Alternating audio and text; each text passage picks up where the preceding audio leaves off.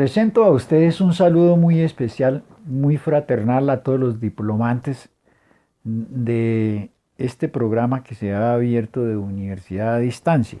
Esta parte que me corresponde a mí pertenece a la parte general de todo el contexto que se va a realizar en los contenidos generales del programa.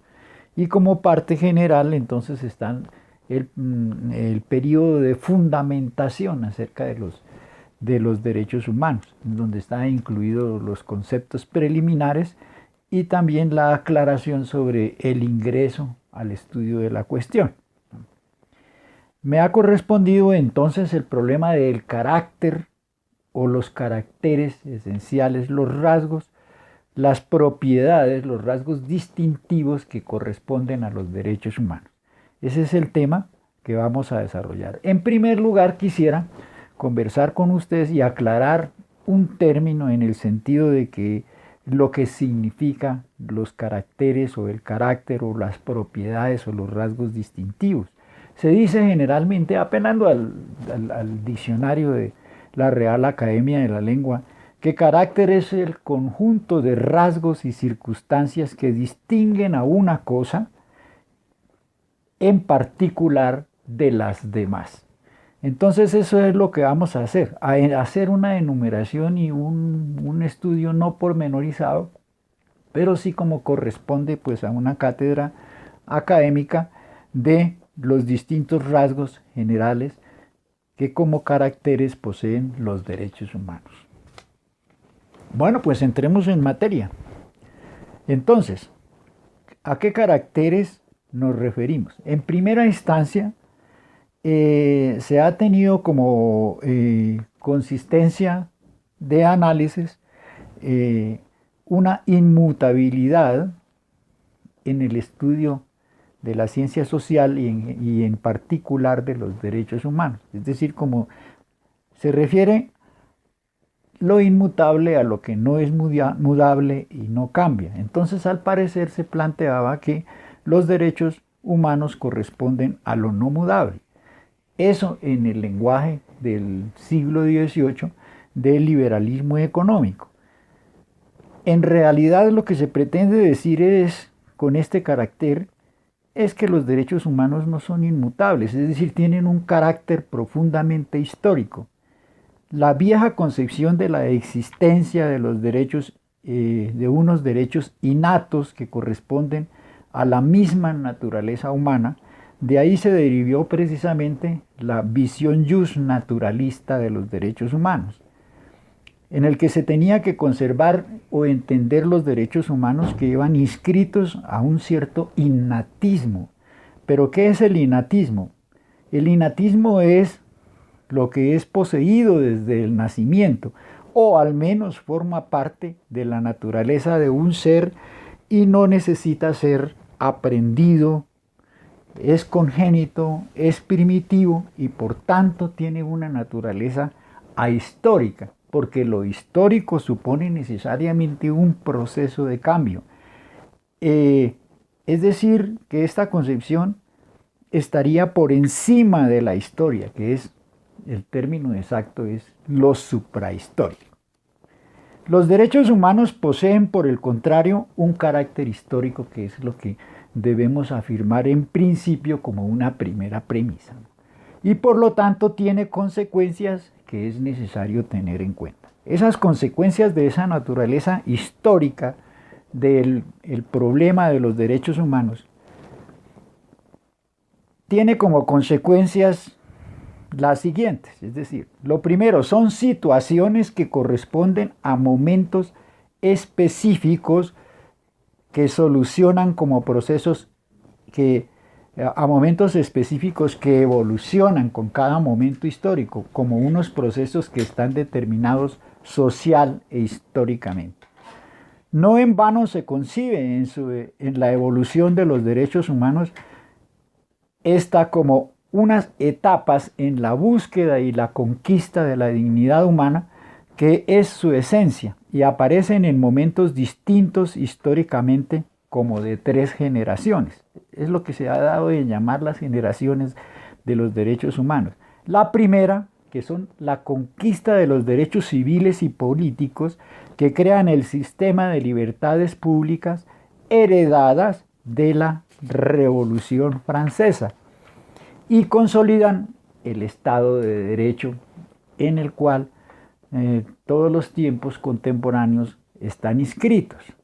El segundo, los derechos económicos, sociales y culturales que se adoptan con el Estado social y democrático de derecho, con el Estado intervencionista y el Estado de bienestar, y por primera vez aparece en las constituciones del mundo un capítulo de los derechos fundamentales, que en nuestro caso solo nos llega con la Constitución de 1991.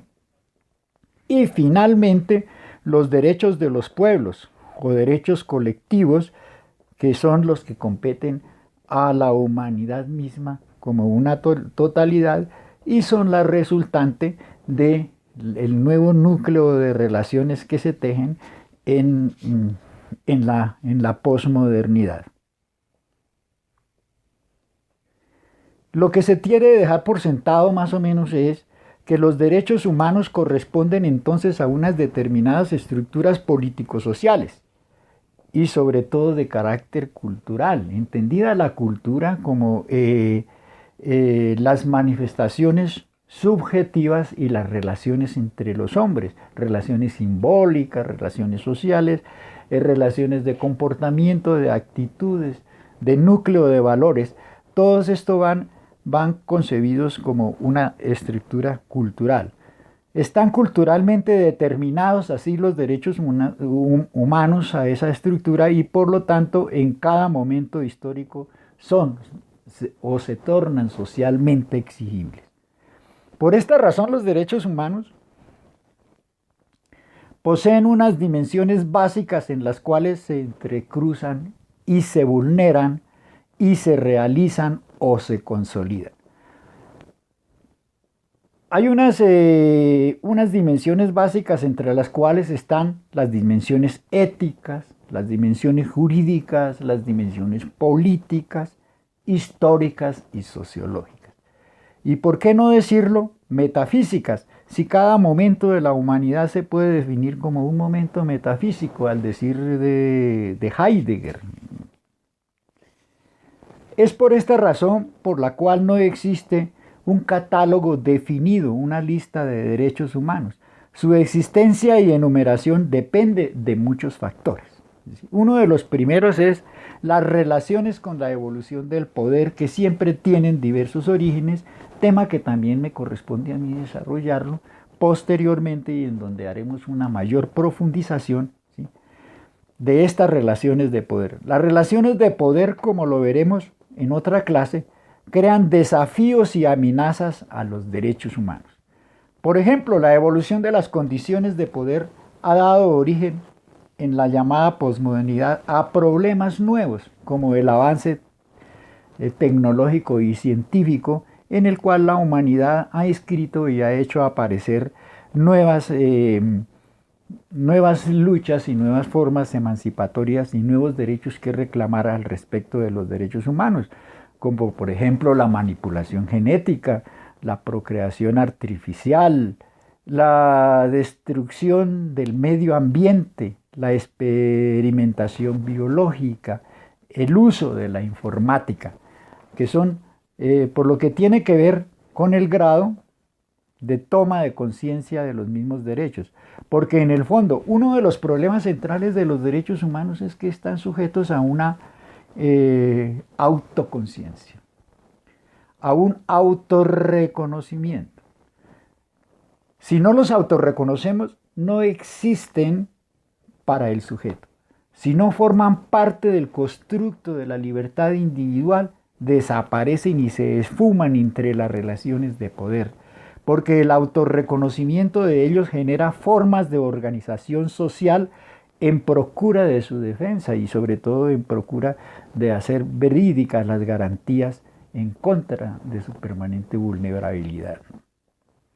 Bueno, es en este carácter propio y particular, histórico, o mejor su historicidad, que es de lo que estamos hablando, en donde encontramos también su limitación.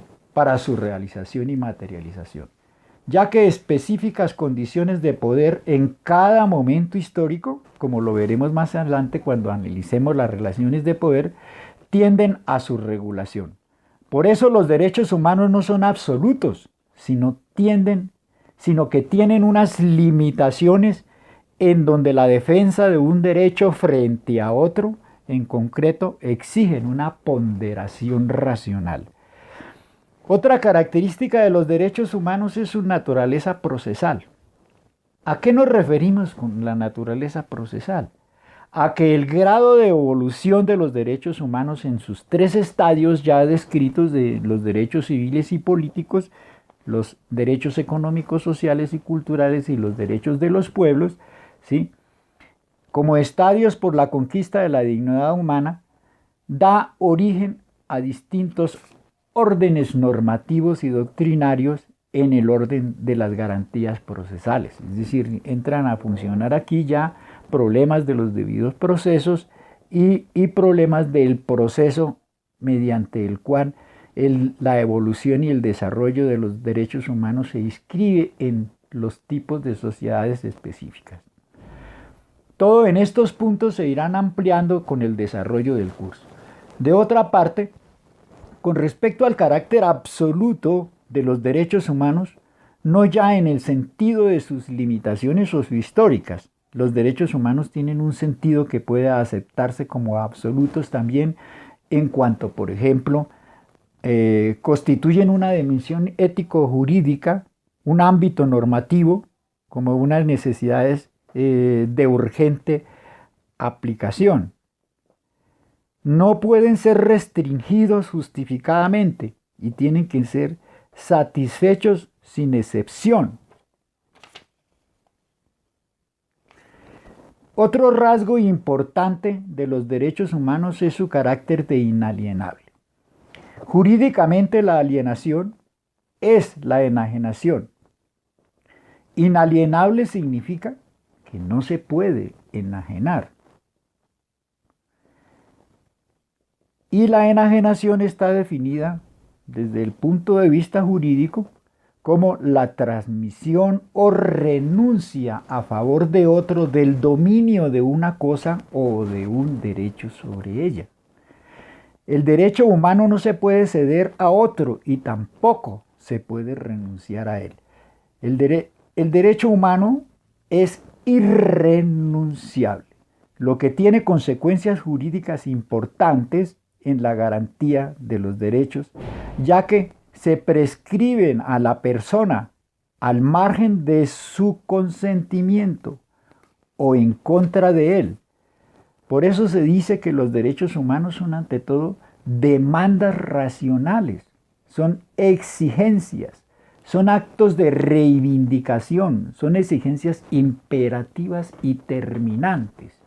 Es decir, los derechos humanos no son en ningún momento pedidos respetuosos, limosnas, sino que corresponden en sí a la búsqueda natural de la dignidad humana al individuo que está considerado como persona, que es la teoría inicial de la dignidad humana desarrollada a través del humanismo en el Renacimiento.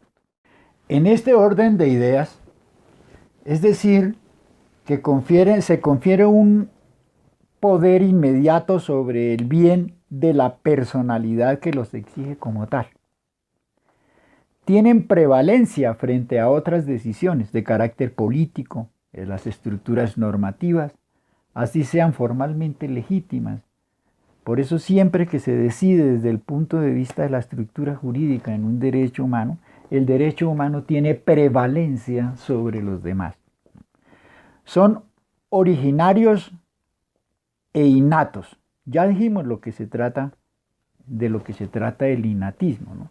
Son además extrapatrimoniales, es decir, que no pueden ser reducidos a una mera valoración económica. Es decir, un pleito jurídico sobre un problema de derechos humanos no puede reducirse a quedar pagado o haberse levantado su vulneración a partir de una valoración económica. Entonces, son inherentes también así a la persona humana como tal de una manera ineludible. Ha causado estos problemas y discusiones doctrinarias y jurídicas. Esta concepción ha causado ese tipo de problemas, pero en general se acepta la inalienabilidad de los derechos humanos, por lo menos en el sentido de referirnos a ellos como un fundamento de la dignidad humana. Bueno, seguimos. De otro lado, los derechos tienen además un carácter sistémico. ¿Qué es esto? Que constituyen un sistema, un todo con partes interdependientes y que tienen todas las características lo que es de un sistema integrado. Por ejemplo, los derechos humanos, tal cual se presentan hoy en día en la modernidad, tienen un fundamento común. Poseen una unidad entre los fundamentos y las garantías en ejercicio. Es decir, que son los fundamentos los que retoman las garantías necesarias que las estructuras normativas tienen que asumir de una manera u de otra. Derivación de ciertos derechos. Tienen una derivación de ciertos derechos. Por ejemplo, de unos derechos se generan otros derechos como parte estructurada de una totalidad. Por ejemplo, la objeción de conciencia se origina del derecho al ejercicio de la libertad de conciencia. Y así se puede repetir esa acción con muchos derechos. Conectividad de derechos. Es decir, que los derechos están conectados entre sí de tal manera que el uno puede reforzarse con el otro derecho hasta el punto de poder establecer el uno con el otro una relación de racionalidad, ¿no? Coordinación también de los derechos, es decir, que los derechos están coordinados entre sí también unos con otros y por eso se tiene en cuenta esta unidad, sobre todo desde el punto de vista de las estructuras normativas y de la inclusión de estos derechos en los fundamentos constitucionales, ¿no? En donde, por ejemplo, en la Constitución del 91, ya casi que desaparecen los derechos fundamentales como tales y se dice que los derechos humanos no necesariamente tienen que estar incluidos en la fundamentalidad, sino que pueden estar sobreentendidos en cualquier artículo de la Constitución que están más adelante y no están dentro del bloque de derechos fundamentales y que deben ser considerados como tales. Seguimos. Otro carácter es el carácter dialéctico de los derechos humanos. Todos los planos de la realidad social están intermediados por la teoría de los derechos humanos. Por ejemplo, el poder del Estado tiene que establecer un diálogo evidente con el poder social en germen o por las relaciones sociales contradichas o por la búsqueda del equilibrio en la solución de los conflictos. Las ideologías en contraste también cumplen un diálogo importante, ya que hay una ideología dominante sobre la concepción de los derechos humanos y hay unas ideologías específicas sobre las personas que se consideran dominados en las relaciones de poder. Entonces también se establecen ese sistema de tensiones entre una cosa y otra de manera permanente. Los derechos fundamentales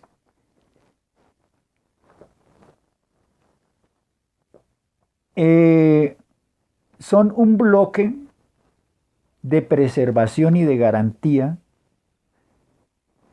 para la vulnerabilidad de los derechos humanos. Pero también hay unos derechos que son socialmente exigidos y que entran a formar parte, además, de ese mismo tipo de derechos. Ese diálogo permanente, esas tensiones siguen. También los valores sociales, que se incrustan en una contradicción con los valores constitucionalizados. Hay unos valores, es decir, los valores sociales no tienen por qué estar convertidos en artículos constitucionales. Entonces, sin embargo, hay un sistema de tensiones entre estos valores sociales y los valores que están positivizados y que están contenidos en el orden constitucional. La violación de los derechos y las garantías, tiene que haber un diálogo específico ahí. Se tiene que tener un pensum, un balance evidente de los derechos humanos existentes en la sociedad para que así se puedan establecer un sistema de garantía y adecuar las estructuras normativas precisamente a la preservación sobre la vulnerabilidad. Otro carácter. Los derechos humanos también tienen un carácter utópico. Y no esa es la concepción de peyorativa o vulgar de lo que significa la utopía. Es decir, que la utopía es como algo irrealizable, algo inalcanzable, algo absolutamente traído de los cabellos, ¿no? Sino que es el otro concepto de utopía, sencillamente. Es decir, en la que se prefigura una crítica a lo existente en materia de derechos. Es como la reserva del sujeto de poder idealizar unos estados de su espíritu por un lado y de sus exigencias y sus necesidades, poder idealizarlos y poder soñarlos como una posible consecución, ¿no? Como lo que es digno y alcanzable. Eso es también el carácter utópico. En cuanto a expresión también de lo que no es, pero que existe como una aspiración. El hombre siempre ha tenido aspiraciones, incluso hay aspiraciones históricas que se han mantenido muy bien. Por ejemplo, en el decurso de desarrollo de la democracia sigue siendo, a pesar de todo, en los tiempos de la posmodernidad, una aspiración, y es en ese sentido utópico de aspirar cada vez a perfeccionar. Decía Norberto Bobbio en alguno de sus escritos que cuando hay crisis de la democracia, la única manera de corregir la crisis de la democracia es inyectándole más democracia. Entonces, en ese sentido, ha sido una aspiración, ¿no? La guerra de independencia norteamericana de entrada no disolvió la esclavitud, ¿no? Sino que esa esclavitud se convirtió en una posibilidad de eliminación posterior y se fue asumiendo poco a poco. Entonces, todos estos sistemas de aspiraciones subjetivas, individuales y colectivas se van transformando en una posibilidad de realizar el cumplimiento de los derechos humanos. Finalmente, entonces, vamos con uno de los últimos caracteres. El último carácter de los derechos es su carácter expansivo. ¿A qué me refiero con el carácter expansivo? El carácter expansivo de los derechos humanos es comparado, por ejemplo, con el desarrollo del capitalismo que nace en la Revolución Francesa y trata de multiplicarse como idea de defensa de los derechos civiles y políticos en todo el mundo y el nacimiento de la constitucionalidad, el reemplazo del constituyente primario en la soberanía por la soberanía del rey. Todo esto se dimensiona de manera universal y se persigue y se va consolidando a través de los tiempos, ¿no? El carácter expansivo de los derechos humanos tiene la expresión sobre todo, por ejemplo, en la extensión de las 3 generaciones.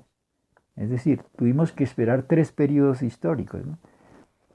El Estado gendarme, de la iniciación de el demoliberalismo, que genera fundamentalmente una estructura de derechos civiles y políticos, y después esto se extiende a el Estado social y democrático de derecho e incluso hasta el estado de bienestar, en donde se hace responsable al Estado de solucionar las necesidades más inminentes de la población ante la imposibilidad de poder cumplir con que la oferta y la demanda podría brindarnos el equilibrio racional y el cumplimiento de los eslogans de la Revolución Francesa de fraternidad, igualdad y, y, y no solo de la igualdad en términos de la igualdad política, sino de la igualdad económica. La universalización. La universalización de los derechos humanos en los términos de que cada vez más estados van entrando dentro de la lógica de la defensa de los derechos humanos. La Declaración de los Derechos Universales emitidos en la primera posguerra se van diseminando por todo el mundo y entonces en ese sentido se van siendo asumidos y en este momento hay derechos humanos que se están consolidando incluso en culturas a los cuales es muy difícil de llegar, como las culturas del islamismo y las culturas orientales, ¿no? La traslación de los derechos humanos de los sistemas jurídicos, por ejemplo. Entonces, si hay derechos humanos que están siendo o que se toma en vanguardia para protegerlos y realizarlos en determinado país de Europa, estos ejemplos o estos paradigmas son imitados por otros países y entonces hay una traslación de esos y una adopción de estos sistemas jurídicos que procuran en torno a la unidad de los derechos humanos establecer una causa de no vulneración. Los derechos humanos en general pues son tendencias universales. Como que hay una tendencia universal e incluso se habla de la gran perspectiva de hacer de los derechos humanos una transversalidad no solamente en los asuntos de carácter específico, jurídico, sino también en los planes de desarrollo, en el alineamiento de las economías, en la búsqueda del igualitarismo económico, en la presión de la cultura que a nivel internacional está en la búsqueda del reconocimiento de un nuevo humanismo, en los escritores y artistas que de una manera u otra reivindican la condición humana en contra del capitalismo salvaje, si es que quiere llamársele así, el ascenso evidente de nuevas condiciones a través del uso de los gustos y del tiempo libre. Entonces también hay una égida en todo el mundo de procurar buscar el uso del tiempo libre como una parte de multiplicación de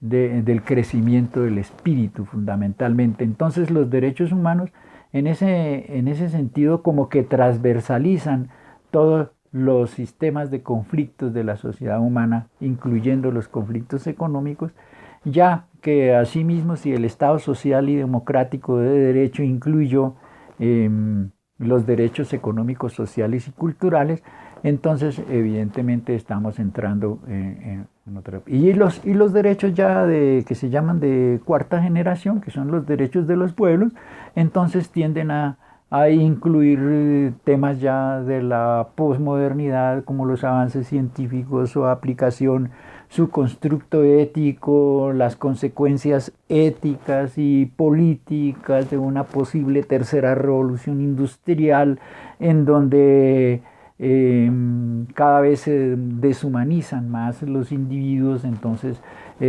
ya a través de un estudio de los derechos humanos incluido como perspectiva, hace que vayamos nosotros retroalimentando esa universalidad de los derechos humanos. Bueno, yo creo que eso es lo fundamental como esta parte general. Y ya cuando entremos nosotros en la próxima conferencia sobre las relaciones de poder y lo que las relaciones de poder implican en en la garantía y, y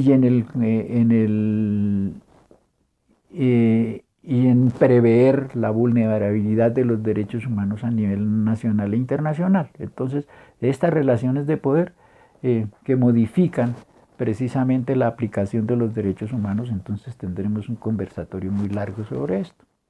Entonces yo creo que aquí dejamos en esta primera clase.